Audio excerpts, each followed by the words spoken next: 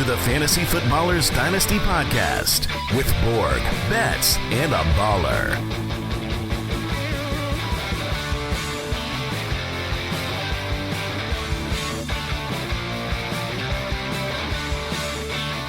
Welcome in. Wednesday, May 31st, here on the Fantasy Footballers Dynasty Podcast. I'm your host, Kyle Borganoni. I'm joined by Jason Moore, Matthew Betz, and gentlemen, we are on the precipice of greatness. Wow. Not just this show, but the day after people are listening to this, hopefully, will change lives. Oh, that is true. Can I pause for 1 second, though, and go backwards? Because I think the listeners think this, too. I feel like you say your name wrong. That's how we're starting the show. That's how we're starting this show. Say your name again. Come on. Who are you? I'll be Kyle Borganoni. Okay. Wait, how do you say it when you introduce yourself, Kyle? I go pretty fast when I say it. Yeah, but that's when you came in the first time. It was like, I'm your host, Kyle Borganoni. It's like just all ran together. And I'm like, I know you know how to say your name. You are you. That's true. You're like the source on how to say your name, but I still feel like you botched it. As a former high school teacher, just people would start. My favorite was Mr. Borgen Wande. That one was way off. Or Mr. Good. Boingy Wangy. But we're here together, people. Kyle Borganoni, Jason Moore, Matthew Betz. On this episode, we're going to be talking about SuperFlex Dynasty ranks because the people are thirsty and they just want as much SuperFlex they can get. So we're going to give it to them. Talk through your list, Jason. So I sorted by your ranks because honestly, any of Mike's ranks are trash. Yeah, I mean, you want to put your best foot forward. I completely understand that. And I'm sorry to have cut you off. You are correct. Tomorrow is a huge day. This is going to be the release of the Ultimate Draft Kit. Obviously, if you are listening to this right now, today, you have a chance to get it at a pre-order pricing. The pricing will go up on launch day on June 1st, so grab it now. And honestly, if you get the pre-order and you're getting the UDK Plus for the Dynasty Pass, all the Dynasty information, all the startup rankings, everything there, that's already out. You're getting pre-order pricing, but it's up. It's all available. Yeah, Betz, where are you at in this process of this behemoth about to be released? The process of just fatigue and your eyes are just done looking at a computer for weeks and weeks on end, getting this thing ready. It is a beast. It is awesome. I'm very excited for it to come out. I feel like every year we say it, but this really does feel like the best UDK yet. And just for how often we update this thing, like the day DeAndre Hopkins was released, it's updated. So it is a living, breathing thing that will take you all the way through the offseason for Dynasty. And if you're playing Redraft, if you're playing DFS with us this year, I mean, seriously, the price is silly. I know. You guys always complain about how cheap it is because you guys do all this work throughout the entire season on it, and it's just one price for the year. So check that out, ultimatedraftkit.com. Get it today, get it tomorrow, get it yesterday. We're going to be talking SuperFlex rankings in just a second on the show. I actually, as we're going through the show, I have my app out in front of me, my UDK app with my Dynasty SuperFlex ranks. So, Jason, I'm going to be quizzing you about your own ranks. Oh, no. And poking holes. So that's impossible. So I like that I can multitask here. I can host, I can pronounce my last name, I can look at the rankings in the app, do it all. But I have a quick question for us. And a lot of times head coaches, offensive coordinator changes is a part of the puzzle. But are there any changes this year that influenced your outlook of a team or of a player in Dynasty? So any changes for 2023? Another section in the Ultimate Draft Kit is our coaching changes. But Betz, I'll let you go first. What change for you this offseason is impacting how you view a team?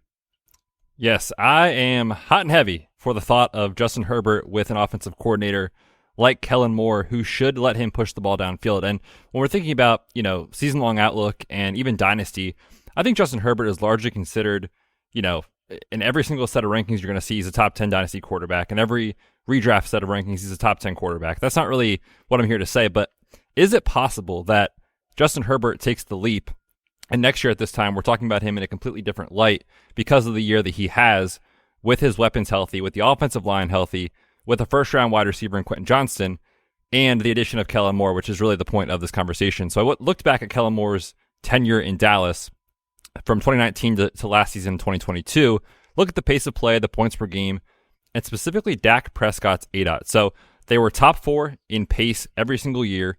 They were top 6 in scoring every year.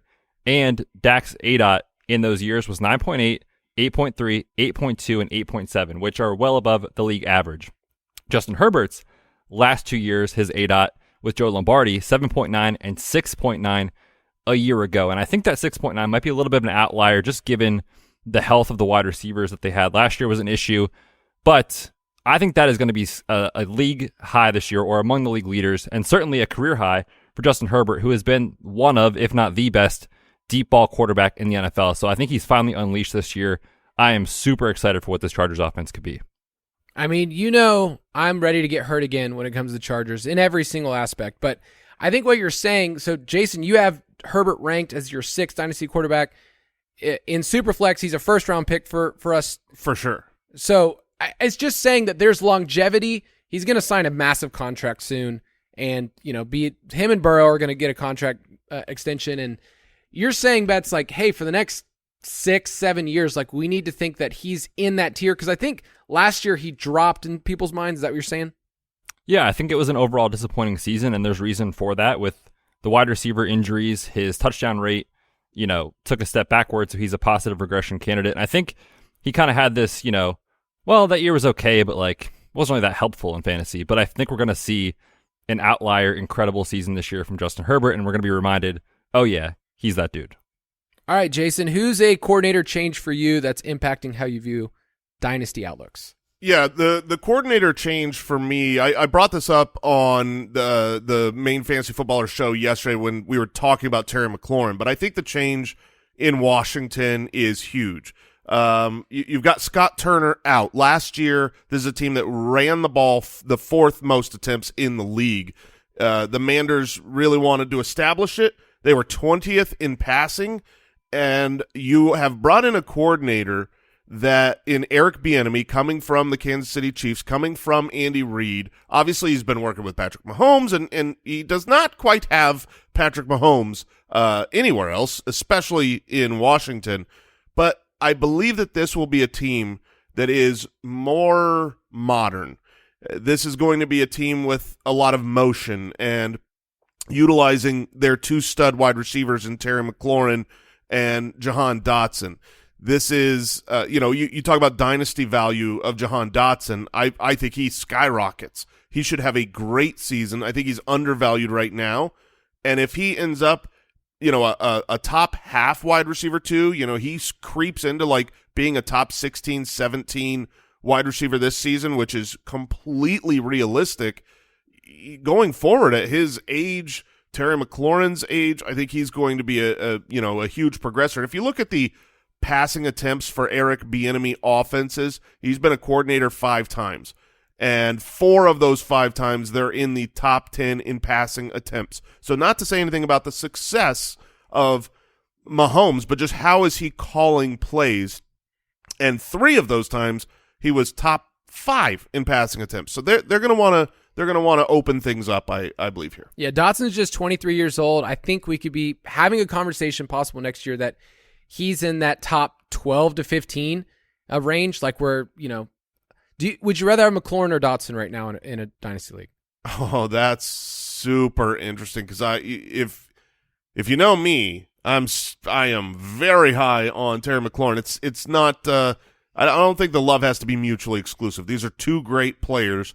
But man, in a dynasty startup, Terry McLaurin or Jahan Dotson, I think Dotson is a very relevant redraft player this year. So you got to go with the younger player. Yeah, I think I lean that way too, but I like your caution because I think people a lot of the times will just say, oh, the younger player is just you got to take him. But Terry McLaurin is under contract for 3 more years with his team. He's still good. He's only 27 years old. So I like that pick. I want to throw out Todd Monken, the new offensive coordinator in Baltimore. If you remember, he was in those really fun Jameis Winston, Ryan Fitzpatrick years in Tampa Bay. They were fun for fantasy. They were also really bad for turnovers, but we don't really care. We actually don't mind if a quarterback's throwing a pick 6, right? because then they get the ball right back. Oh, I mean, the Jameis Winston heyday of 30 interceptions causing him to be forced for 5,000 passing yards. Oh, it was glorious. Throw those picks. Those years with the Buccaneers, their wide receivers, the fantasy points that they scored, they were 10th, 5th, and 1st in the league. Okay, so it was a very wide receiver-centric team. And then you go to Baltimore, which is kind of in the opposite. Okay, so going backwards, Baltimore wide receiver fantasy points the last 4 years with Lamar, 31st, 22nd, 31st, and then this blew my mind. They were dead last in Lamar's MVP season. So it's like you have wide receivers, wide receiver fantasy points. that was Mark Andrews going ham. And it's like, I want to extract value from this team. So they took Zay Flowers. We have Rashad Bateman, who we're kind of waiting to see what he is. And then they paid a lot of money for Odell Beckham. My point is that you're going to see an offense that does utilize the wide receivers, does utilize them downfield. You're going to see an uptick in passing volume. Lamar's averaged about 27 pass attempts per game in his career. Let's say he gets close to 30, which a couple years ago, he was over 30. He was 31.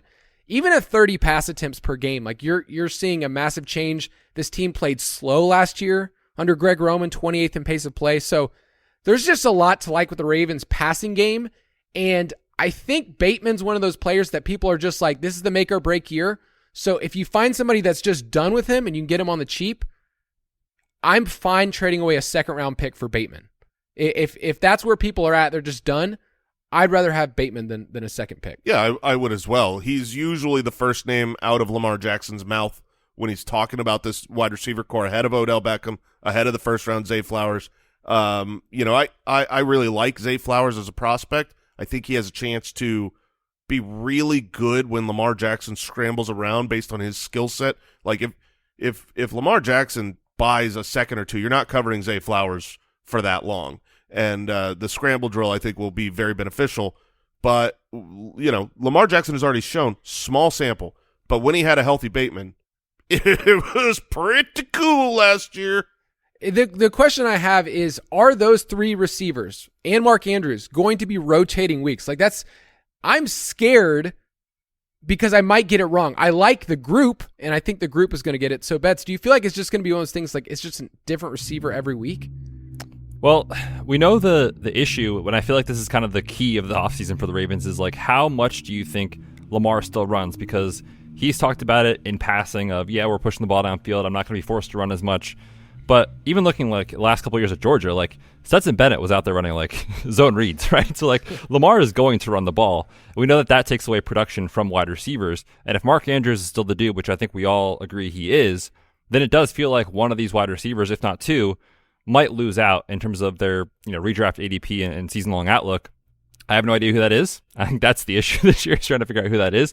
But I do think that there's going to be one of these guys that is probably very good, and there's probably one that has a few weeks here and there, and there's going to be one that is just kind of the odd man out, assuming Mark Andrews is still the target leader, which I think he is. Yeah, I think you bet on the Ravens offense by taking Lamar, not by taking the receivers, because it doesn't matter, if it spreads around and you have just some weeks it's Zay Flowers, some weeks it's Bateman. To me, I want Andrews and I want Lamar. Yeah, the plays per game should go up. Like that's another part of the equation. Does he run less? Maybe, but do they just get more general plays than they did with Roman? Designed runs will for sure be less, but if he's running 10-15% more plays every game and he's dropping back to pass, a lot of his are not designed runs. They're just scrambles. Hey, you can't catch me. And, so he will ironically have more opportunities to run, even though fewer designed calls for that play. Yeah, I'm bananas about Lamar this year. I'm pretty sure he's going to be untouchable in your SuperFlex league. I wouldn't trade him away. In that sense, let's talk about SuperFlex. Quarterbacks. But I need to brief us on SuperFlex. I need to air something out. Is that okay, people on the mic? I'll allow it. Okay. So let's just have a discussion about SuperFlex, what it is, what it isn't, before we go through your ranks, because they're beautiful, Jason. Thank you. They're great ranks. But a lot of times we get questions from people that say, why don't you talk more about SuperFlex on the main show? Why don't you talk more about it on the Dynasty show? And I think we just need to frame what a Superflex league really is and give you just a frame of reference. And I think a lot of times people will say, this is the way things are going. This is the most popular way. And yes, a lot of startups right now on Sleeper in Dynasty are 2 quarterback ones. And I get it. It's really hard, though, to quantify the number of leagues, because if you ask me, do I play Superflex? My answer is yes, but I also play in some 1 quarterback ones. So a lot of people are doubling up as it is, because our listeners, I mean, you get it, Jason. The listeners over the year are degenerates. They play. Oh, yeah. They can't get enough. I'm a full degen. I'm right there with you. I've got Superflex. I've got regular. I would say the majority of my Dynasty leagues are single quarterback, but certainly have a handful of supers. Yeah, and it's hard to quantify. Like, if you want to go through Sleeper and ask them, you can try. You can try My Fantasy League. You can try ESPN, but people are doubling up in the number of leagues they play. So it's hard to get a raw number. They're definitely getting more popular. But it's kind of the thing I want to talk about is people then view it as the only lens that they can view fantasy football in, where it's just part of the equation. All right, I was asking Andy about this, and Andy's like, it's kind of like buying a car. 95% of buying a car is, does it do what you need a car to do? And then the last 5% is what aesthetics matter to you. So Jason, I know you're a Prius man. Oh, you'll get that evil out of your mouth. That's like one thing. There's no jokes here. Don't ever say that again to me. No Prius, no Spider. You can lose Kyle your just job got over fired. this. Yeah, this is the closest you've ever come to getting fired. I will pack my bags. I will. I believe it. Literally. But the thing is when you buy a car, that those last aesthetics are important to people, but it's not the only way you view buying a car. Like the leather, the dashboard, all those things are part of the equation. Same thing with Superflex. The thing that I hear a lot from people is we want 2 quarterbacks because it's the most important position in sports. And I get that. But my question is quarterback the most important position in fantasy? I want to throw this out to you guys. So, who was more important to fantasy football last year? Okay, so think back last year. Was it Aaron Rodgers or CeeDee Lamb? So I see your trap and I see your trick, and I'm going to say that it was Aaron Rodgers. You think he was more important to fantasy football last year? Certainly not. No, in general, for fantasy football, of course, CeeDee Lamb. If we're talking Superflex, an argument could be made. Yes. Betz, what's your sentiment from last year? Yeah, my first take was, well, Aaron Rodgers had a pretty disappointing year when you consider, I think, what we're used to with him, just in his kind of career outlook. And then CeeDee Lamb exploded and outperformed his ADP, was incredible if you had him. So the feeling is very different. Like CeeDee Lamb felt like a key to winning rosters. Aaron Rodgers in 1 QB leagues was basically irrelevant. And in Superflex, you probably were like, I'm fine with him as my QB2, but I'm not excited about it by any means. So I would say if I just answered, off the cuff, it would be CeeDee Lamb.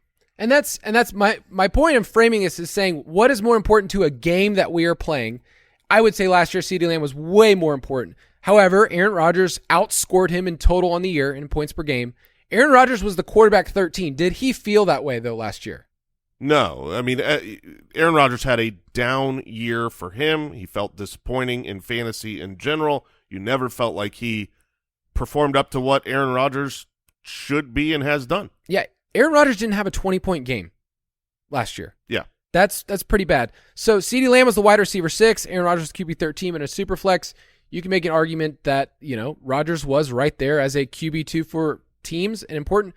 And my point is the question that we need to frame Superflex is really the question what people are asking is, where should I take quarterbacks in Superflex leagues and how do I value them? This is the question I feel like we've gotten the most. And so in our app, we have our 2 quarterback rankings to answer that question, but the scoring doesn't actually change. Like Aaron Rodgers in a Superflex and Aaron Rodgers in a different league scored the same points, right? It just changes the tiers of where we take them, right? Yeah, it changes the tiers. And I think the real issue with Superflex is supply and demand. It's not, quarterbacks score more. There's 32 of them. There's 32 starters every week. Wide receivers, there's multiple. Running backs, there's multiple. There's just a very limited amount of the resource. And if you're starting 24 of them in your league in a Superflex, well, now there's not 24 great quarterbacks in the league. Maybe not even 24 good quarterbacks in the league. And so when you can get your hands on the precious commodity that is a high-scoring, valuable resource that is also rare, that's what really pushes them up. I mean, the SuperFlex stands, you're right to say that it's because they say quarterback's the most important position in real life, and when you're in a SuperFlex league, quarterback is absolutely the most important position in that league. Yeah, and when we are analyzing, it's just a lens of how we view things. So we're coming at it from a dynasty perspective. We're going to talk about Jason's startup rankings, talk about different tiers, talk about how, trading in a SuperFlex. We're going to talk about all those things. But when we're analyzing different players, it's okay if we're not applying that lens every single time when we're talking about Terry McLaurin, who apparently we're going to talk about Terry McLaurin every day for the rest of the year. That sounds great. People need to know. He's going to have a great season. Betz has talked to me about Terry McLaurin for years, and I need to see something more than wide receiver 14. But yeah, it's Carson Wentz problem, buddy. What's wrong with wide receiver 14? Yeah, that's pretty good, Kyle. Come on. Yeah, I was promised more. I'm not promising more. You're promising exactly that. Look, he is currently my wide receiver 14, so I'm just saying more of the same. Is it weird that I put DJ Moore and Terry McLaurin as like the same person? No, it's not weird because it's two talented wide receivers who have been hamstrung by abysmal quarterback play. It's very, very similar. So looking at our point projections, like Patrick Mahomes is going to score the same in both formats, but Jason mentioned it. It's the supply and demand. It's the positional scarcity. But I want to give this little term. I felt pretty smart saying this. Positional scarcity doesn't always mean the same as positional supremacy. So you might have an Aaron Rodgers on your team. It's kind of like an old school pastor trick right there, where you just do the alliteration of the same. Yeah, look, I'm going to be honest with you. I feel like I just read a really dumb fortune cookie. Explain this to me. My point is saying it may be scarce, but it doesn't mean that the player is more valuable because you have Aaron Rodgers as a QB. Like, I don't think Aaron Rodgers helped Superflex teams last year because he didn't give them the boom weeks. He just stayed alive and played the games. But, like, would you have rather had Tua or Aaron Rodgers last year in a Superflex? Yeah, that one's tough knowing, the hindsight of the injuries, but obviously when Tua was out on the field, he was much more valuable than Aaron Rodgers. Yeah, and so there's tons of combinations you can win with in Superflex. Okay, so, I was in a league this past year and somebody won with Mahomes and Herbert, and that was cool. It was really cool. I've won a Superflex before, no big deal, with Breeze and Bortles. Yeah, no, I think it's important to say, you can win a Superflex league without studs. When I my most recent Superflex league that I joined, my quarterbacks were trash. I went against the grain where I was drafting was, all the best names were off the board. So I loaded up at the other positions while everyone took quarterbacks, and I was in the championship. So you could do it either way. This is more of a philosophical question because we'll get into your startup rankings, Jason, because those are meaty. They're the good stuff. But if everybody's approaching Superflex the same way, right? Like you have all 12 people in your league, they're doing a startup draft. They're all going, oh, I got to get a stud in the first round. That's going to impact and give lots of values to running backs and wide receivers. So that's my biggest problem is we try to give a strategy that say, hey, they're more important. They should be pushed up the board. And then everybody takes that advice. So Betz, what do you find when you've done a startup in just your personal experience in the early rounds? Does everybody kind of end up doing the same thing? I think and you'll see this in redraft leagues too, like if there is a Superflex redraft league that you play and you'll see like once a couple of the quarterbacks come off the board, it's like, oh geez, I don't want to be the one who's taking Derek Carr as my QB1. Like you kind of get worried about it. And then you see just because the positional scarcity of starting NFL quarterbacks, they'll get pushed up the board passing, guys that you would feel pretty comfortable as your starting running backs or starting wide receivers or one of the elite tight ends. So I do think it creates this kind of false sense of value of the player that they're going to be in your roster because you're saying, look, I got to start two of these guys. Like I absolutely have to.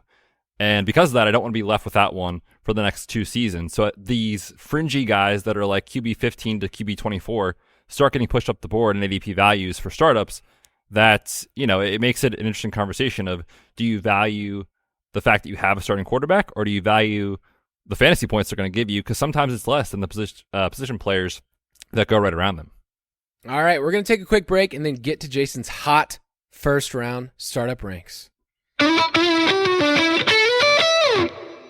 Hey, Foot Clan, the time is here. The Ultimate Draft Kit is coming out tomorrow. If you're listening to this show on the day that it launched, that means Draft Kit is tomorrow, which means you have today. Today is the last chance for the best possible pricing for the Ultimate Draft Kit and the Ultimate Draft Kit Plus. Look, you've been hearing us talk about the Dynasty Pass if you've been paying attention to this Dynasty podcast, and it has everything that you need from startups to rookie drafts. Everything you need for a Dynasty League is in the UDK Plus. You got to check it out. Trade targets, production profiles, everything is there. And, of course, the UDK Plus comes with the regular Ultimate Draft Kit, which is everything you need to dominate your redraft leagues. Like I said, this thing launches very, very soon. Last chance today to get the lowest possible price. Go there right now, ultimatedraftkit.com. We're back, and we're going to walk through the first round with Mr. Jason Moore. Jason, I'm going to read off your first-round ranks. Okay, let's hear them. And I'll just say that I think there's a couple of hot takes here. Oh, really? Of just where people would boost up some of those quarterbacks. I like the rankings, and I tend to lean more into the way that you do it. So here's what Jason has with his first 12 picks in a Dynasty SuperFlex startup. Patrick Mahomes, Jalen Hurts, Josh Allen, Joe Burrow, Lamar Jackson, Justin Herbert. That is a tier of quarterbacks that you are saying are elite, and then we get into some If I can get my hands on any one of those young, stud, awesome quarterbacks in a Superflex league, you take that opportunity. And you're also saying the shelf life, and I'll get to a stat later, like all of those guys not only are in stable situations in offenses that throw the ball, Lamar, we're going to get, even more volume, but you have contracts that you can back up for the next 4 to 5 plus years that you don't even care who the wide receivers are in 4 years. Yeah, and then if they suck, they're going to get another contract. They've been good enough already in their career. Like, I don't even worry about, stable situations. They are the stability. When you are a superstar NFL quarterback, forget fantasy football as a rare commodity. In real life, you are the most rare commodity in all of sports. So, yeah, I mean, they are safe. They have longevity, much longer shelf lives than other positions, and they put up the most points. It's a no-brainer. If you can get your hands on one of them, you do it. And you can argue the order. Maybe Justin Herbert should be ahead of Lamar Jackson because you think he's got a longer shelf life because of style of play. I'm trying to win championships. I think Lamar Jackson's style of play creates more fantasy points right now. So, I mean, I don't mind either approach. But those 7 guys are really in a tier by themselves. Obviously the big 3, Mahomes, Hurts, Allen, they're in a higher tier, but I see these 7 quarterbacks all as incredibly valuable and a massive break there. My only concern in this group is I would have Allen above Hurts, which I think I get it. And Andy and Mike are right there too. I just know I'm going to get massive passing volume from Josh Allen for years and years to come. I wonder if Hurts is ever going to be able to throw more than 35 passes a game ever. And so are you going to have years where the rushing touchdowns don't hit 13 like they did last year, and they're more like 8 or 9, which is still incredible. I just know with Josh Allen, I'm going to get insane passing volume. With both of those players, you're talking about guys who have so much of their fantasy value come from the rushing. Obviously, Josh Allen has a ton of passing. Both of them do. But when you are a quarterback that has a large chunk coming from the rushing game, you don't do that forever. You don't do that at 35. You look at Cam Newton, who was amazing. At some point, the rushing goes away, and now you only get the passing. And if you only get the passing from either of those guys, you're not going to be it's going to be their middle tier quarterback. Well, Hurts is the youngest of this group too. I just need to point that out. That's the difference. Is I feel like you've got more years of rushing with Hurts than you do with Allen. All right, so that was the first half, first 6 picks. But then there's a break here. 7. Ooh, you're right. First 6, and now I'm going to go with Justin Jefferson at 7th overall in a Superflex startup. Jamar Chase, A.J. Brown, Garrett Wilson, Trevor Lawrence, Bijan Robinson is the back half. Betz, what stood out to you looking at Jason's ranks and, where he has the quarterback kind of break in tier? Yeah, I think it's kind of like you said, these studs at the top, these guys that you know are locked in starters for the next 6-7 years plus, and they're young. And then it's these just difference makers that are elite wide receivers that, again, you know, are going to be good, going to be productive, difference makers for your team, you know, for the next 5 to 10 years. I mean, Justin Jefferson legitimately is going to be incredible for the next 8 to 10 years. I believe that. So you're looking at these guys that can give you something else that the other back end of the first round guys can't, which is longevity and production. And there's quarterbacks that you might think can make that leap into that range. I think Trevor Lawrence is an interesting discussion because there's certainly a lot of people that think he's going to make the next step in his career this year, which I certainly can see the path. But those stud wide receivers, we talk about it in single quarterback leagues. It's how you build a dynasty is you get these guys that are just untouchable, that are so good, they're going to be locked into your roster for a long time. That is kind of the back of the first round, which I agree with. I would take those guys over this kind of like next group of quarterbacks that are coming in the ranks. What's crazy is the quarterbacks in the first round. Let's say we did a draft, and this is exactly how it went, Jason, the first 12 picks. The quarterbacks are inherently going to be worth even more after the draft. Like, you couldn't just turn around, even though you have Herbert and Jefferson back-to-back. Like, the person who has Herbert says, this is my locked-in guy, my stud I took in the first round, and it's going to take Jefferson plus even more to move off of this. So it's crazy how much a quarterback in this tier holds value. While we obviously love the wide receivers, like, the quarterbacks inherently just gain value. Yeah, I mean, it's just they are so far above other players as far as longevity and total points scored that for fantasy purposes in Superflex leagues, you're at a disadvantage if you can't get your hands on one of them, and you might not be able to. You're in a startup, you draw the 10 spot, you've got to know how to pivot. You've got to know how to, you know, not just reach for a quarterback because you think I need one so bad. Like there are multiple ways. What is it? To skin a cat? Is that the phrase? Yeah, I've never skinned a cat, but I hear you. Why can. is that a phrase? I mean, how many ways are we skinning cats? I've never. I mean, zero. Someone out there needs to let us know because we can't help you with this question. I started to say the phrase, and I'm like, that can't be what the phrase is. That's terrible. There's someone in the That middle is the phrase. of the process right now. Is someone skinning a cat? Listening to the show?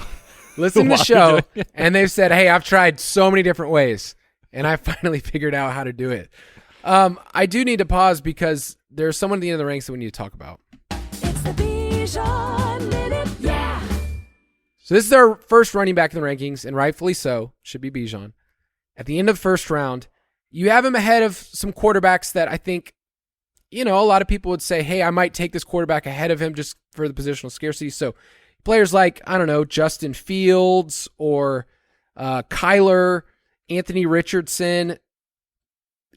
Why do you feel like Bijan in a Superflex, you're saying, hey, I'd rather have him, and I think that he's going to hold up for 4 or 5 years? Yeah, so again, it's a little bit of scarcity of positions, right?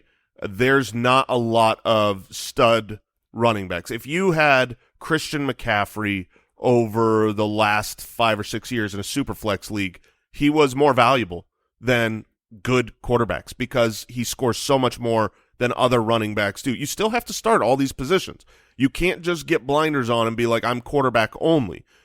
In a dynasty startup, I don't love drafting running backs. Usually I want to walk away with wide receivers primarily. In a Superflex, wide receivers and quarterbacks. Bijan, Brees, these guys that are 21 years old, that are super young, and I think they're kind of set apart from the rest of the class. That's where that's where I'm willing to.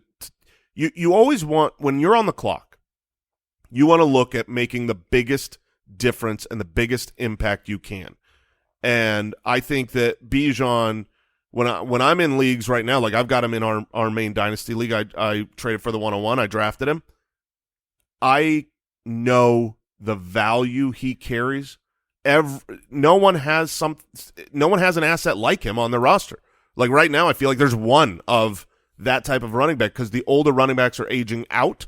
The S-class tier of running backs of the last 3 years they're all looking weak now. and the new young hotness is Bijan. So I would take him over a couple of these quarterbacks, even though that's not how I usually play. And to talk about Fields, Richardson, these guys could be absolutely outstandingly great, but they've got to prove it. And obviously Bijan is a rookie, but he doesn't. I mean, everybody knows that. He doesn't have to prove it. We already know he's going to be great. Anthony Richardson, we have no idea if he's going to be great. If he hits, he would be more valuable than Bijan. Yeah, the hit rate of first-round quarterbacks is way more abysmal than you think for fantasy purposes, not just are they starting games. But the point you brought up is a really big deal, Jason. Like the changing landscape in dynasty running backs, people need to realize, like once you start getting past the fifth or sixth guy, you're like, oh, things could change a ton. Like, you know, you get to Saquon. I don't know next year. ETN, we like him, but they've also talked about limiting him a little bit. Josh Jacobs, don't know what team he's going to be on next year. Kenneth Walker, they brought in Charbonnet. It's like, it's not just scarcity at the quarterback position. It's scarcity at the most important position in fantasy sports is a top tier running back. Like that changes the game if you have that. So you can't just look at a Superflex league and say, oh, quarterback, you know, that's what matters. The positional supremacy, which was my point earlier, is that when you get somebody like Christian McCaffrey, it changes your entire roster, and you can win with a Blake Bortles or whoever else. So any last thoughts, Betz, on Jason's first-round rankings? The full rankings are in the Ultimate Draft Kit Plus, and I'm looking at them right now in my app. So any last thoughts on this first round? Yeah, what's really funny is I was actually also looking on my app and accidentally reverse sorted by mistake. Who's at the bottom? The last player in Jason's ranks, none other than N'Keal Harry, which I thought was just a great laugh. He made the cut, huh? He apparently 435th in startup ranks. But I just wanted to ask, real quick, circling back to this first round, what does Trevor Lawrence have to do? And I guess I'm asking this question to Jason, since he's kind of saying like he's right behind these elite wide receivers to get into this Herbert, Lamar, Joe Burrow sort of range. Well, he just has to do what I expect him to do this year, right? Like I expect Trevor Lawrence to have a season that looks more like what Herbert and Burrow have done over the last couple of years. And so you might say, well, if I expect that to happen, why wouldn't I take it? We're always just making bets on probability. I think he's going to do it. Justin Jefferson and Jamar Chase have done it. They're already in the S class. So I want to make my bets as sure as I can in the first round. If you grab Trevor Lawrence and he comes out and he has another season just like the one he had, pretty good.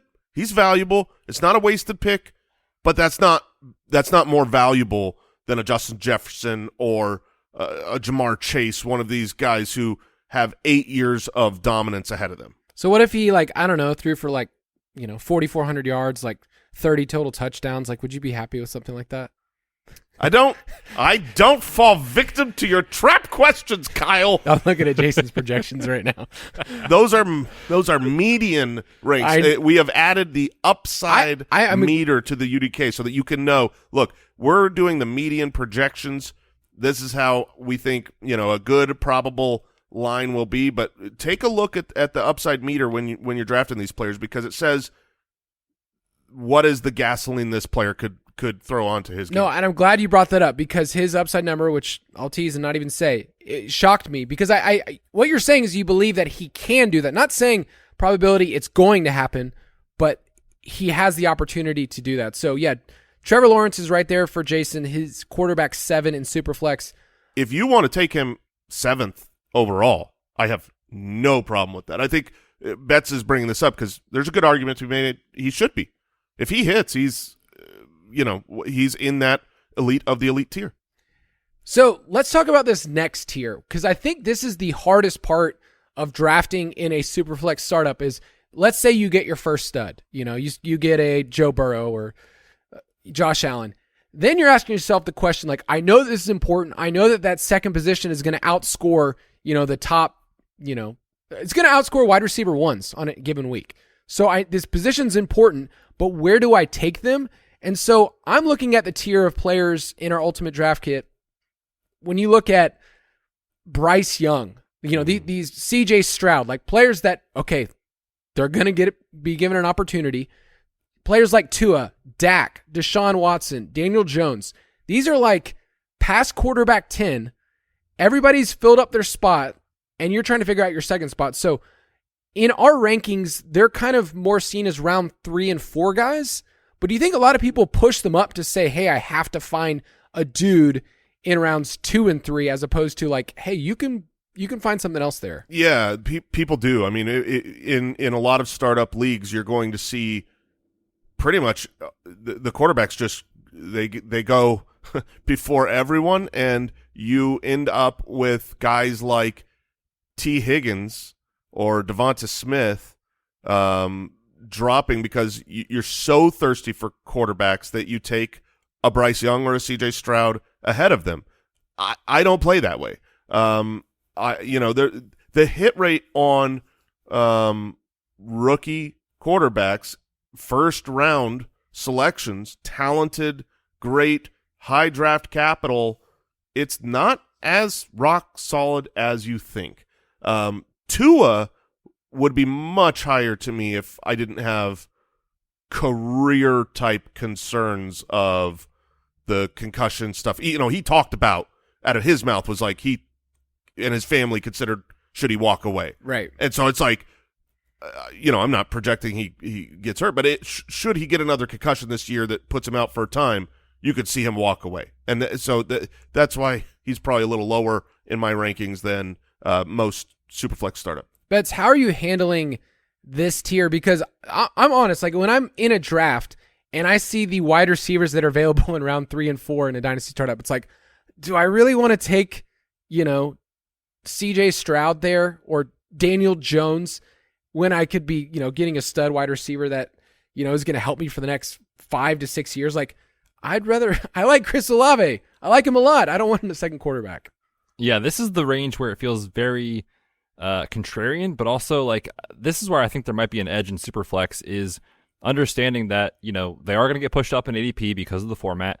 But as we've already talked about, these quarterbacks that are kind of in this second, third tier, especially the third tier, like there's no guarantee that they're going to outscore your wide receiver 2 every week or be a starting quarterback in 3 years. Whereas like the example you just mentioned, Chris Olave, like everything in his profile from the draft capital to his year 1 production says he's going to be a very good wide receiver unless something goes very, very wrong, for the next 3, 4, 5, 6 plus years. So this is where I think the edge is in Dynasty Superflex is exploiting the market and saying like, I'll let my league mates overdraft some of these guys. And we're going to talk about, the starting this misnomer soon of like these guys that are quarterbacks are going to start for 8+ years. Like that doesn't happen as much as you think it does in the NFL. So if there is, someone in my league that wants to come up and take these guys well ahead of where I would value them personally, that's a good spot, I think, to zig while those are zagging. This tier, so Bryce Young, CJ Stroud, Tua, Dak, Deshaun Watson, Daniel Jones, they all have somewhat stable situations other than, Tua's injury where it's like, these are going to be the starting quarterbacks of these teams next year, right? Like they have the contracts to back it up. So I get that. Like there's a little bit more stable situation here. But here are the running backs that are in this range that if you're saying, hey, I need a quarterback too, Josh Jacobs, Najee Harris, Travis Etienne, that are the building blocks you need for a team. Like these are RB1s that are sitting there.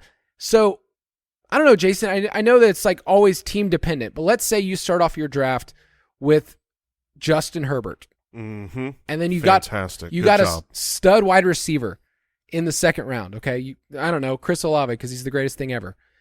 Then in the third round, you're staring down names that are starters in a startup, but you're also weighing running backs that could be super helpful for you for the next probably 2 or 3 years. Yeah, I mean, if they're falling, if because it's a super flex, if I'm in the third, fourth round and contractually young running backs, that's kind of how I don't view the age because like Najee's older, but he's still contractually young in his first contract. Najee, Etienne, some of those players you named, I will take them. I will say this.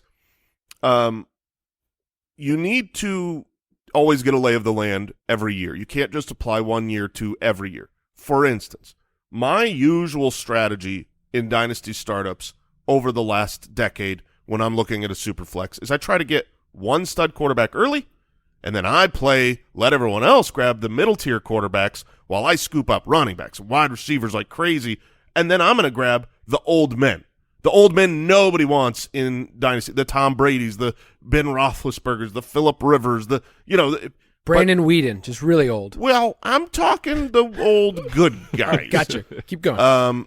The problem is right now there's a changing of the guard at quarterback. I mean, all of those names I just named, they're out of the league. And the kind of older vets that are not as sought after in fantasy leagues right now, they don't have the stability of those guys who were going to go into the Hall of Fame after their career. You know, you're talking about Derek Carr's and Matthew Stafford's and guys where it's like, I don't know that I get multiple years left.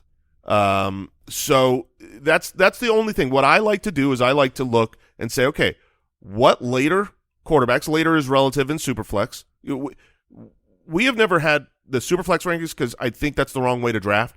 We've always said tier-based drafting is the way to go. Right. And so what you really need to do when you're in your draft, if you're in Superflex, I would encourage you, implore you to do it the way that I do it, which is I will not be pulling up my Superflex rankings in a linear order of, well, this player's ahead of that player. I'm going to be pulling up my tier-based rankings, and I'm going to be looking at the quarterbacks coming off the board.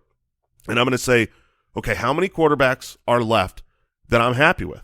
And I'm going to be happy with more than you think. I'm going to look deeper and be like, okay, I'd be just as fine, with Geno Smith as I would be with, Daniel Jones or whoever. And so I'm going to watch the quarterbacks come off the board, and that's going to dictate when I take them. But I'm going to try to get as late as I can into my quarterback tiers and grab players that people are out on, Kenny Pickett, Mac Jones. He could be out of a job. Nobody wants Mac Jones. Russell Wilson. No, too far? That's man. Come on, Kyle. I'll do it. Yeah, I mean, but that's kind of how I want to fill out. I'd like to leave my draft with 3 quarterbacks, but 1 stud and 2 garbage. If it makes garbage starters, that's kind of my favorite approach. So let me give you some wide receiver names in this tier, because it's hard when I stare at a name like Dak Prescott. Just feels so stable, so safe, but I feel like I'm not going to get higher than like QB7 ever again. So, Dak Prescott, or in a startup, there are older wide receivers, Cooper Kupp, Stephon Diggs, Tyreek Hill, that could win you a championship this year. So you could have the Herbert and then go late with somebody like who'd you mention, Geno Smith or Derek Carr, and be able to grab one of these wide receivers. So, Betz, do you have a certain lean in how you approach these drafts in this spot? I mean, this is just my personal take, but I usually am trying to make a statement in the first or second year of a dynasty league, and I want to win, so I'm not going to necessarily just draft the old dudes just for that purpose, but there is this misnomer, I think, in dynasty that people can predict the future 3+ years out. And the truth is we're not very good at that, and no one knows what's going to happen even this year, right? Like, projections are wrong for a reason every year. And, the year after and the year after that. So I'm more willing to look at this lens in 2 to 3 years. And like, if you're going to give me the next couple of years with Tyreek Hill as this dominant player, I know he's getting a little older and the retirement thing that he mentioned, but maybe that's not a good example, but someone like that who will produce high-end outcomes, almost a sure thing. I'm more willing to take that guy. That's just my personal philosophy. I think there's some people in Dynasty that like to do this kind of, you'll hear like the productive struggle where they'll take younger guys and they'll be okay, but, just build super, super young rosters. That's not my personal approach because, again, I just don't think we're very good at predicting what's going to happen in the NFL 1 year from now, let alone 3 years from now. So that's just my personal take. Yeah, you've got to be careful that you don't draft all old dudes and all of a sudden you are unprepared for the future. But Betz is 100% right here. The projecting multiple years out, saying I'm going to grab all these guys who are going to be great 2 years from now. When I watch those managers draft, they usually never are oh man, I'm going to dominate in 3 years. I'm going to take this league over. 3 years from now, so many of those players didn't work out, and your team sucks. And I've been winning championships along the way. Someone like Tyreek Hill is the perfect value in all Dynasty startup leagues because he falls just past where he should. He's going to be a top 5 wide receiver this year, probably top 3. And then he's going to be a top 5 wide receiver next year. I don't know about you, but when I play on a Sunday, I like having Tyreek Hill on my roster. And when I get to the fantasy playoffs, I would like to win the games and win a championship. Tyreek Hill does that for me. And so, yeah, I'm fine taking some of these older, great, and don't hear what I'm not saying. I'm not grabbing Adam Thielen over here. But when you're talking about guys that are top 6 at their position this year and next year, that is awesome to have on your roster. Don't avoid them just because of ageism. Hey, guys, don't forget Adam Thielen was up there in routes run. Like, I think he was second in routes run. Like, dude was out in the field. So if your league rewards you for that, as an old person, he was doing fine. That all you said to me was Jordan Addison. Yeah, that's exactly what I was saying.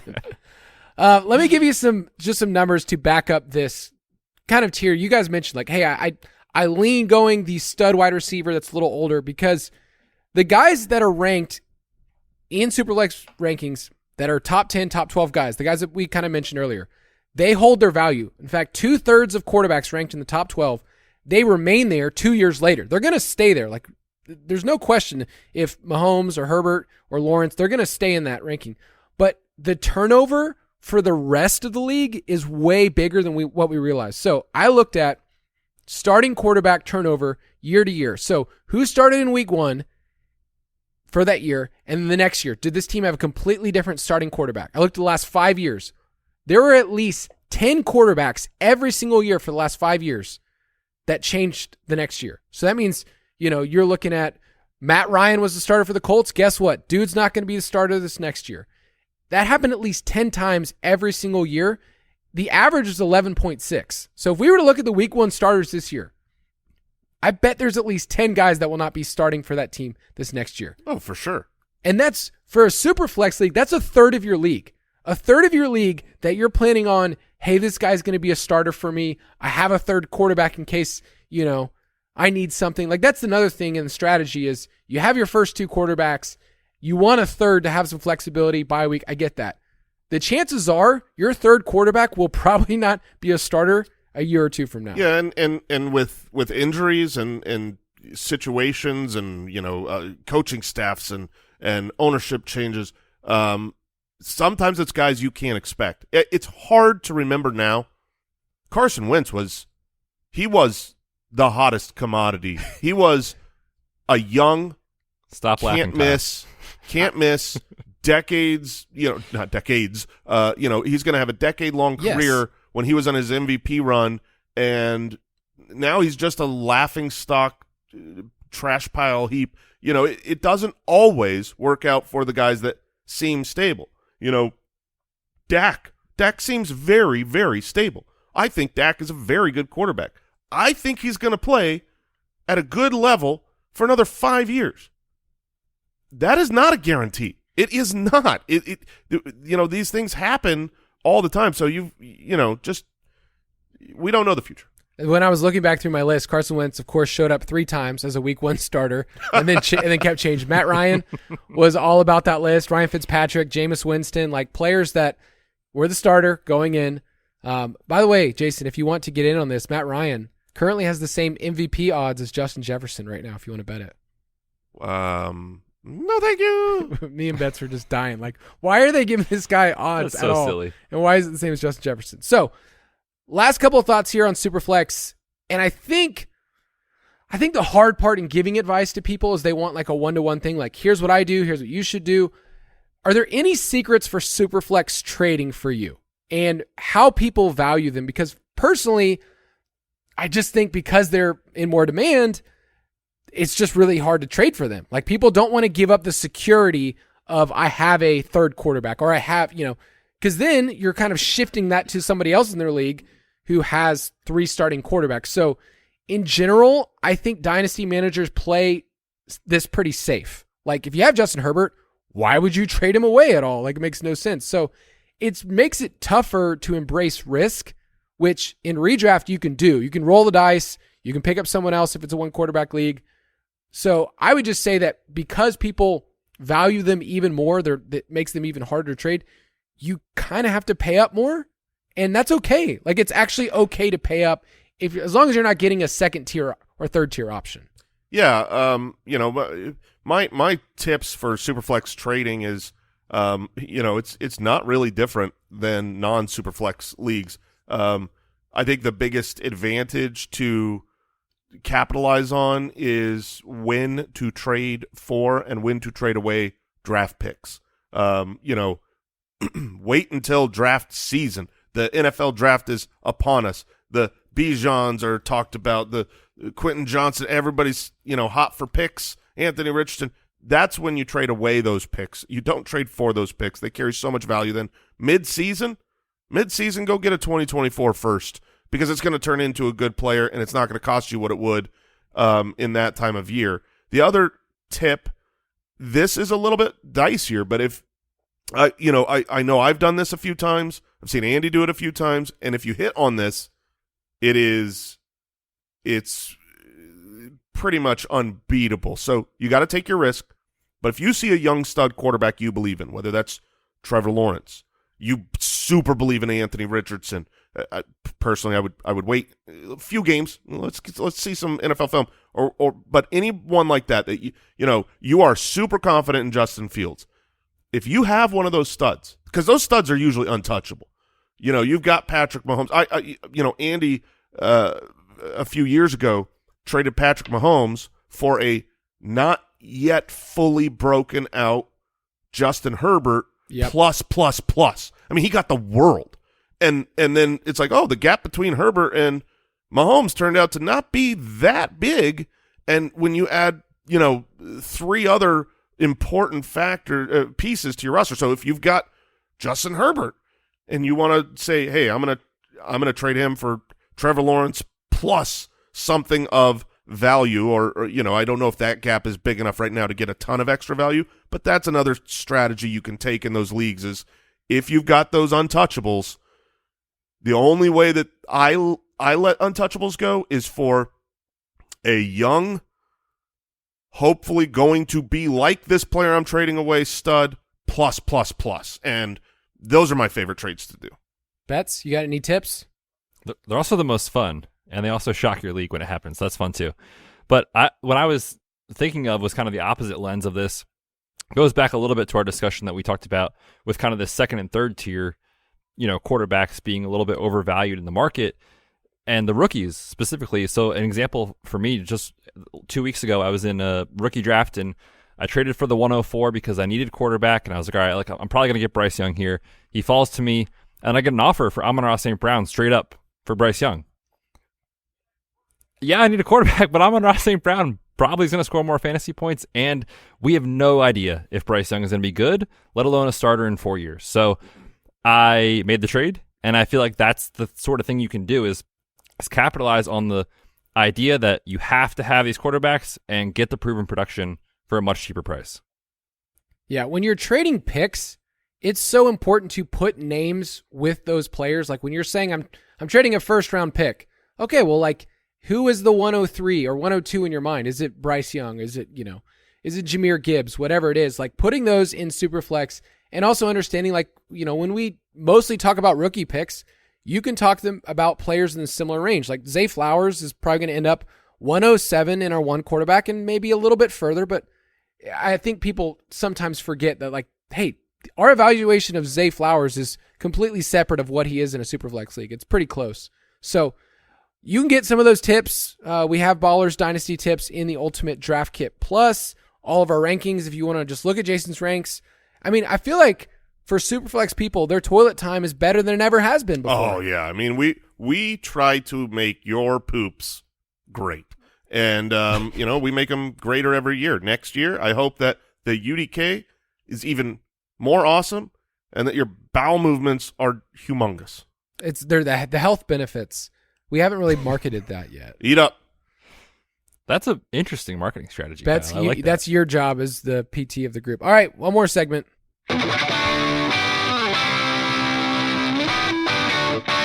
Take it or leave it. So in the vein of talking Superflex, I just want us to give a parting thought. We don't have to give a ton of analysis here. Name a starting quarterback from 2023, so they're going to start probably for week 1, that you would say you're calling your shot. This dude will not be a starter in 2024. And, there's some answers. Like I said, hey, let's not give Desmond Ridder just because we want to be kind to the Falcons. And maybe not Ryan Tannehill since, he's old and last year. So a little bit more of a hot take. But what you're telling people is in a super flex, like, don't guarantee this guy's going to be a QB2 or whatever for your team next year. So, Jason, hit us with your best shot. Yeah, I mean, my guy should be able to play for several more years based on his age. He's not as he's currently 35. He's a pocket passer, Super Bowl winner, and he's under contract for 4 more years. But Matthew Stafford has been dealing with, it really feels like he wants to walk away. I think so. It feels like everyone on the Rams want to walk away, but something is like, you're not allowed to do it yet. And eventually they're going to break. And they're all just going to be like, okay, they're all going to look at each other. Darnold and Kupp and Stafford and McVay, they're all going to get in a room and go, hey, guys, hey, come here. What do you guys think we all call it this year? And they're being like, yeah, I want to do that too. Yeah. And then they huddle up and they go, Rams on 3. 1, 2, 3, Rams. And then they walk out and they all call their agent and say, I'm leaving football. So Stafford would be my fear. What if McVay got Andrew Luck to come in and give a speech to the group and just said hey, it's okay. You can actually, it's up to you if you want to walk away. Hey guys, it's Andrew Luck. Look at my neck beard. You can do this. You can walk out and all right, Betz, who you got? Yeah, I'm going to roll with McCorkle Jones is my answer here. There were people that were clamoring for Bailey Zappi, Zap, last year as the starter. They were apparently tied to Will Levis in the pre-draft process. On sportsbooks, they are minus 300 to miss the playoffs. That is a 75% implied probability. So what if they're picking in the top 10 next year, man? I mean, it's not crazy. And obviously, Mac and Bill O'Brien, or not Bill O'Brien, sorry, head coach, slipping my name, best head coach of all time. Bill Belichick. You ever heard of him? Thank you. I sound like an idiot right now. Had their issues this offseason, so I would not be shocked if Mac Jones is not a starter next year. I'm just ready to bring on the haters. I'm going to say it's Jared Goff because any chance I get to light into the Lions, why not? Let's totally do it. It's just a $5 million cap hit next year. Okay, so I know they've talked about contract extensions, whatever. I would say that Jared Goff isn't a difference maker of the position. He's good for the system. I think people outside of Detroit don't think as highly of him. So Jared Goff right now, coming off of last year, I think people feel like, oh, I got a QB2. He's strong. This Lions offense is going to improve. There's no guarantee he's a starter. I'm not even saying Hendon Hooker's the guy. I'm just saying that this team could go in a different direction if they want. So Jared Goff is somebody that I would be looking to trade away. Am I too mean to the Lions? No. Okay. No, I mean, we love the Lions. The Lions are great. I root for them. When they do stupid things, I will call them out for that, but I do that with every team. Okay. And so if, we call it how we see it, Kyle. We take our bias out, and we let the fans be upset at us. That's fine. We've had a lot of experience with Dan Campbell over the years. Let's be honest. Guns Mahoney. He's a big part of the show. He's still my favorite nickname, Brooks' favorite nickname on the show, Guns Mahoney. He's a big deal. That's going to do it for this show. Superflex rankings. Like I said, you can get all of that in the Ultimate Draft Kit Plus. Have a good week. See ya. Thanks for listening to the Fantasy Footballers Dynasty Podcast. If you want to take your dynasty skills to the next level, check out thefantasyfootballers.com.